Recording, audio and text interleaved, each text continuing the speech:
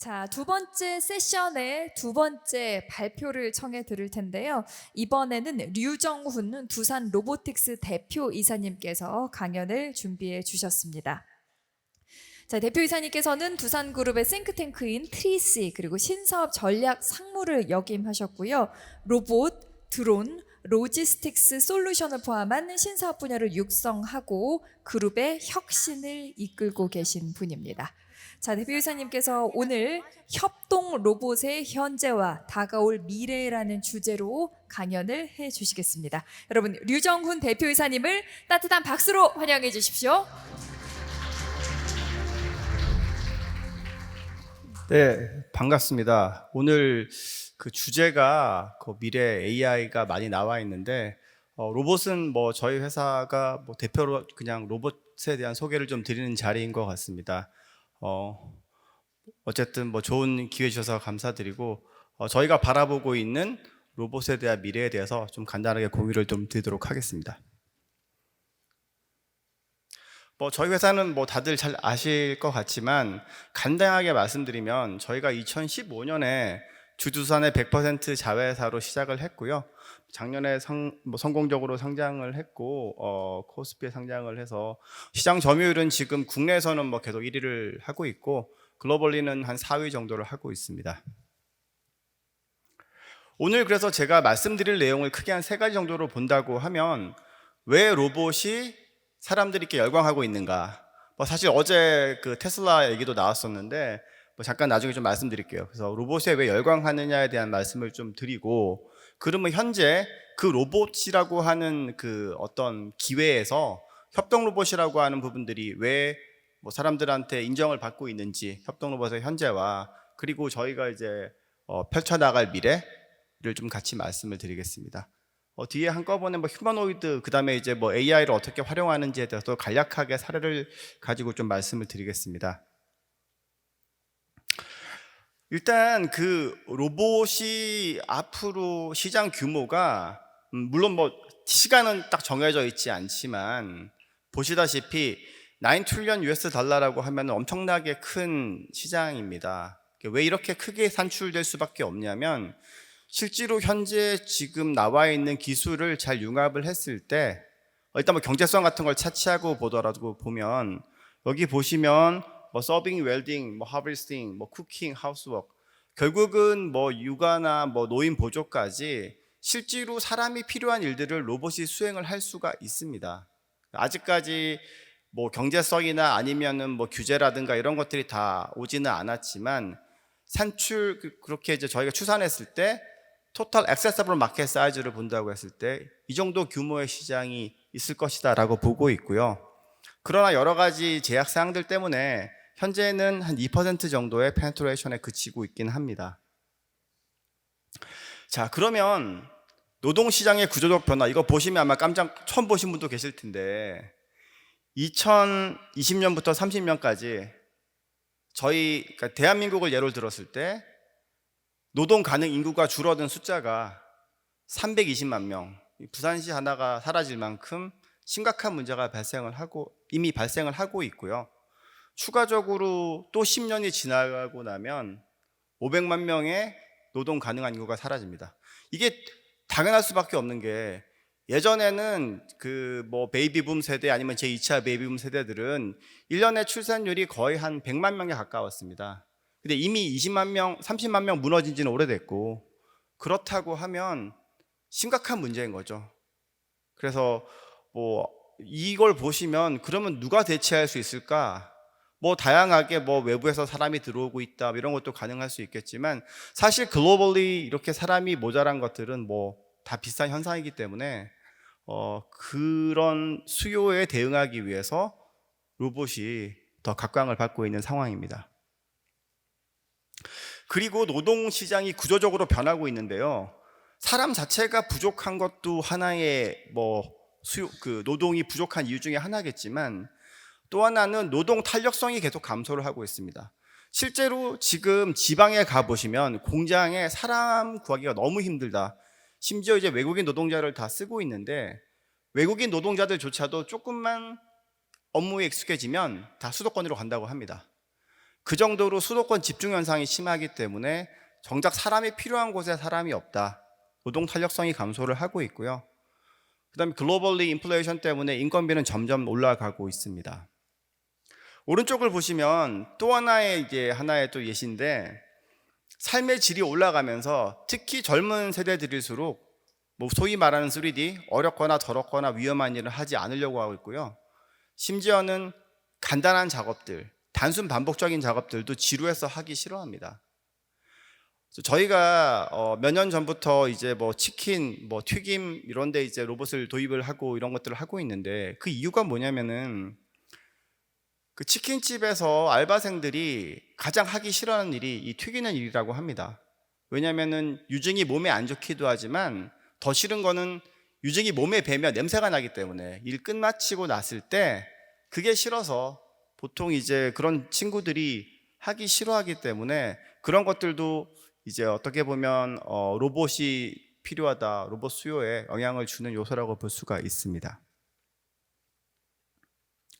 자, 그러면 지금까지 여러분들께서 생각하고 있는 로봇은 물론 휴머노이드, 로보트 태권브 이런 거 빼고 실제로 지금 산업 현장에서 쓰이고 있는 로봇은 다 들어보셨을 것 같아요. ABB, 쿠카, 화낙, 야스카와, 가와사키 들어보셨을 텐데, 그런 로봇들은 주로 산업용 로봇입니다. 그러니까 밑에 그림에서 보시면 사람 팔처럼 생겨있긴 하지만 되게 커요. 그리고 얘네들의 역할은 사람이 할 수 없는 일들을 많이 했었어요. 그러니까 자동차도 번쩍번쩍 들어 올리고 큰 구조물에 용접도 하고 이런 것들을 했었는데, 이 로봇은 침투율이 거의 90% 이상이 왔습니다. 이 로봇의 특징은 위험하고 사람하고 공존할 수가 없기 때문에 펜스가 필요합니다. 혼자서 일을 해야 되고 무겁기 때문에 모빌리티가 불가능하다라는 단점이 있고요. 저희 협동 로봇은 아시는 분은 아실 거고 처음 보신 분도 계시겠지만 특징이 사람 옆에서 일을 할 수 있기 때문에 매우 안전한 로봇입니다. 두 번째는 가볍기 때문에 저희가 지금 가장 무거운 로봇의 중량이 한 70kg, 73kg 정도이기 때문에 사람이랑 비슷하다고 보시면 되고요. 조작 용이성, 아무래도 소프트웨어 인게이지먼트가 쉽게 될 수 있기 때문에 모빌리티도 가능하고 조작이 용이하다는 면이 강점이 있습니다. 그러다 보니까 확장성이 많아서 점점 사람들한테 각광을 받고 있는 것 같고요. 미래의 로봇은 사람이 못하는 일을 대신해 주는 거라기보다는 사람이 해야 되는데 사람이 없어서 못하는 일이기 때문에 결국은 사람과 유사한 일을 할 수 있는 로봇이 필요하다라고 말씀을 드릴 수가 있습니다.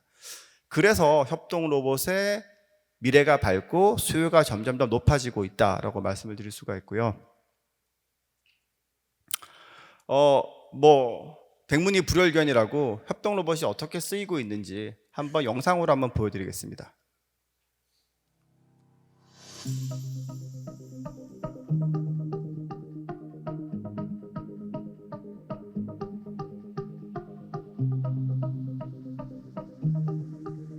자동차 검사 공정에 쓰이고 있습니다.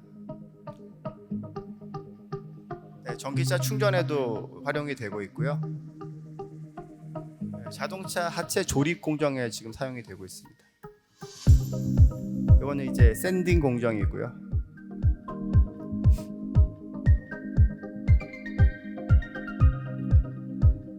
공항 수화물 옮기는데도 로봇이 활용이 되고 있습니다.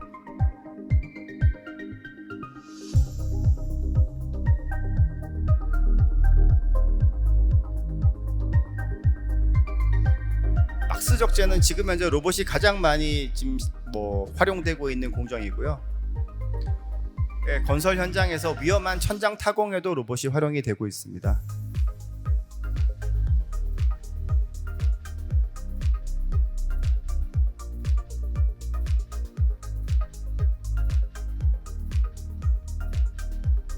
네, 수술 보조 로봇이라고 해서 의료인이 부족할 때 로봇이 도움을 주고 있습니다.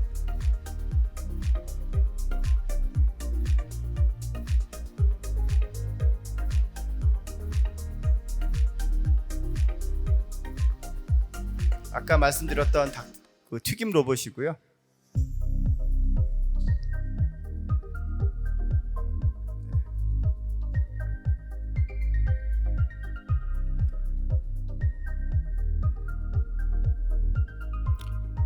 메가커피 매장에 실제 들어가서 열심히 작업을 하고 있습니다.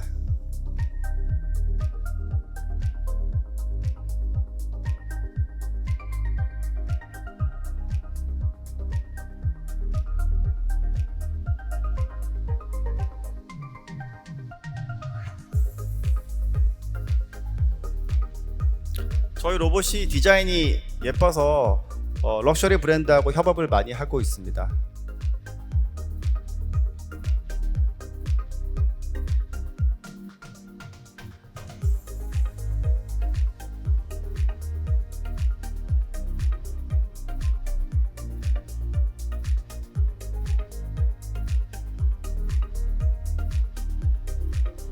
K-팝 스타들 뮤직비디오 촬영에도 동원이 돼서 여러 번 이제 활동을 했고요.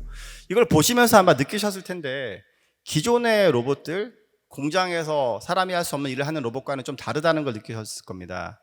그러니까 사람이 할 수 있는 일들을 사람이 부족하거나 이제 구하기 어려울 때 대체하는 역할들을 이미 많이 하고 있고요. 앞으로 훨씬 더 수요는 무궁무진할 것 같습니다. 그리고 저희가 이미 글로벌리 이미 검증된 여러 가지 산업들, 푸드테크, 엔터테인먼트, 헬스케어, 로지스틱스에서 글로벌 탑티어 회사들에게 이미 저희가 뭐 POC 정도가 아니고 양산 라인에서 들어가서 이미 저희가 열심히 로봇이 이제 국위 선양을 하고 있습니다.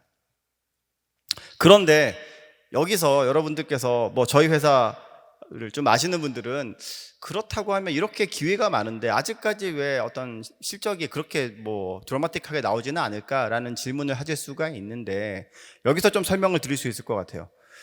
9 트릴리언 달러라고 하는 큰 시장이 있는데 지금 뭐 전기차도 그렇고 대부분 뭐 캐즘 얘기를 많이 하시는데 로봇도 마찬가지일 수가 있을 것 같아요. 왜냐하면은 기술적으로는 가능하지만 정말 중요한 부분은 저희가 수년간 로봇 사업을 하면서 고객들한테 받은 피드백과 여러 가지를 봤을 때 저희가 풀어야 될 4가지 숙제가 있는 것 같습니다.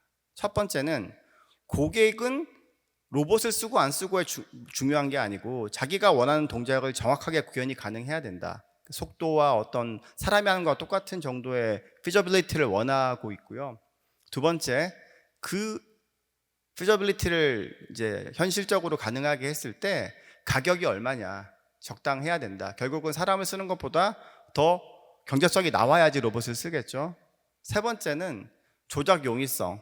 사실 현장에서 쓰는 모든 사람들은 로봇에 대한 이해를 공부하고 싶어 하지는 않습니다. 플러그 앤 플레이, 너무 쉽게 조작할 수 있어야 된다고. 마지막으로는 로봇을 처음에 누군가가 얼리 어댑터가 도입을 했을 때 로봇 수명이 보통 한 8년 정도 되니까 그때까지 어떻게 서스테이너블하게 서비스를 받을 수 있을 것이냐.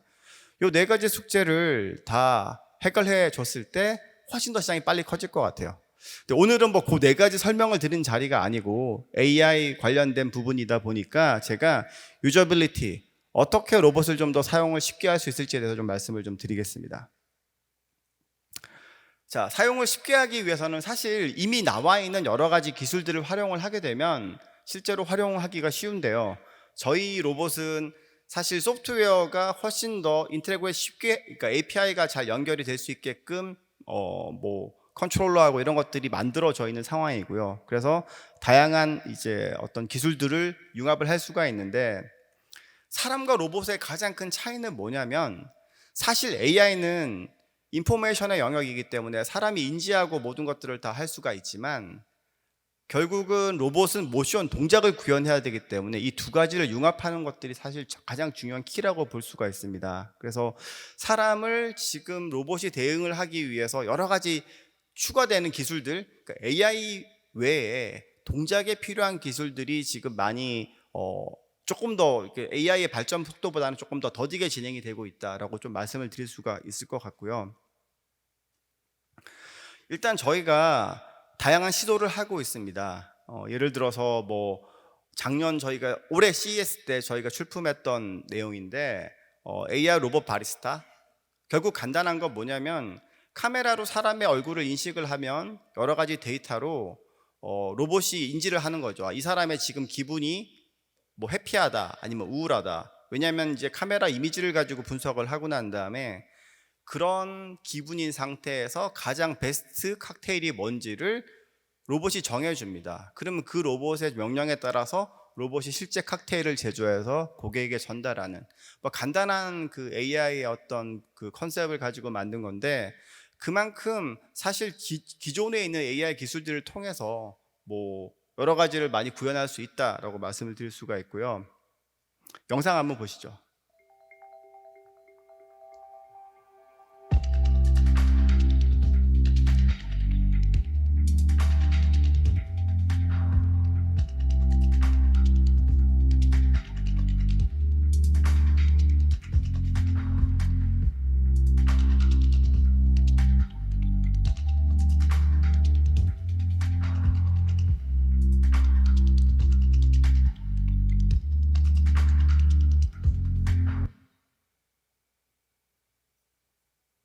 네, 그래서 뭐 다양한 AI 기술들이 있습니다. 오늘 뭐 다 설명드릴 수 없지만 또 하나 말씀드리면, 왼쪽에 있는 이제 뭐 오른쪽에 말씀드릴게요. 이건 뭐냐면, 오스카는 예를 들어서 비전이 없고 깜깜한 밤에 로봇이 위치를 가지고 물건을 잡아요. 그러면은 이 잡았을 때 이 물건이 물컵이다, 아니면 얘가 어떤 촉감이나 여러 가지 무게를 가지고 판단을 해서 얘를 판단을 합니다.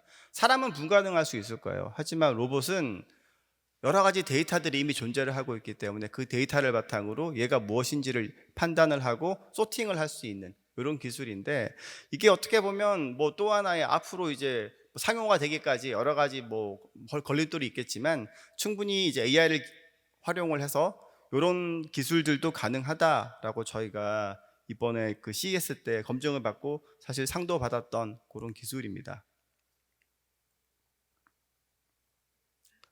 자, 그러면 저희는 이제 앞으로 어떻게 해 나가려고 하느냐를 잠깐 말씀을 드리면, 결국은 고객이 핵심인 것 같습니다. 기술이라고 하는 건 결국은 고객과 함께 있을 때, 저희는 사실 뭐 로봇 랩이 아니고 커머셜한 회사이기 때문에 실제로 고객한테 제품과 서비스를 통해서 이익을 창출하는 것이 저의 목표다 보니까, 아까 말씀드렸던 4가지 허들을 잘 해결하고 그러면서 저희의 역량을 바탕으로 이제 시장을 이제 개척하려고 하는데, 그러려면 저희가 생각하고 있는 모델은 휴머노이드는 아닌 것 같아요. 휴머노이드가 앞으로 아니라고 얘기하기보다 결국은 고객이 원하는 것은 모션입니다. 사람들이 원하는 동작을 필요로 한 거지 꼭 사람처럼 생길 필요는 없다라고 생각을 하고 있어요. 여기 보시면 어제도 이제 그 테슬라의 옵티머스가 나왔는데 뭐 논란이 좀 있었죠. 뒤에서 사람이 조종했다. 사실 사람처럼 되면 가장 좋겠지만 허들이 좀 있습니다. 왜냐면은 아직까지 안전 기준이나 규제도 부재한 상황이고요. 그리고 기술력의 한계 같은 것들도 조금 더 있습니다. 그래서 언젠가는 이제 휴머노이드라고 하는 부분들이 우리 세상에 이제 일상에 올 수는 있겠지만, 그 시점을 바라보는 뷰는 좀 다른 것 같아요.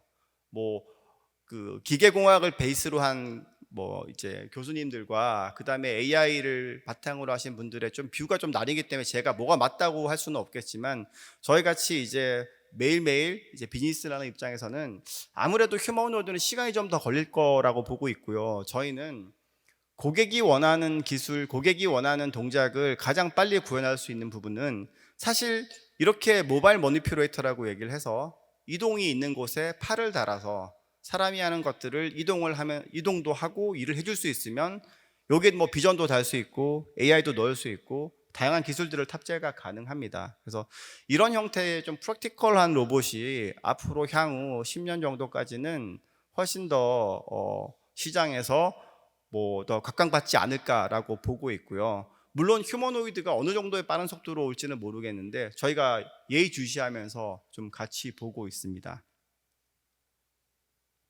그래서 저희가 이제 아까 말씀드린 것처럼 뭐 지금은 로봇팔로 시작을 했지만 결국 모빌리티를 포함을 해서 저런 이제 사람들이 원하는 마지막에 Innovation in every motion, revolutionizing the way we work. 그래서 저희는 사람들의 각각의 모션의 혁신을 통해서 우리가 일하는 방식을 바꾸겠다라고 생각을 하고 있습니다. 네, 오늘 제가 준비한 내용 여기까지입니다. 감사합니다. 류정훈 대표이사님 강연 잘 들었습니다. 정말 다양한 사례를 통해서 로봇의 활용 현황을 보여주셨고요. 그리고 협동 로봇의 미래도 보여주셨습니다. 특히 로봇 도입을 위한 4가지 전제 조건을 짚어주셨는데 정말 현실적인 부분이 아닌가 싶습니다.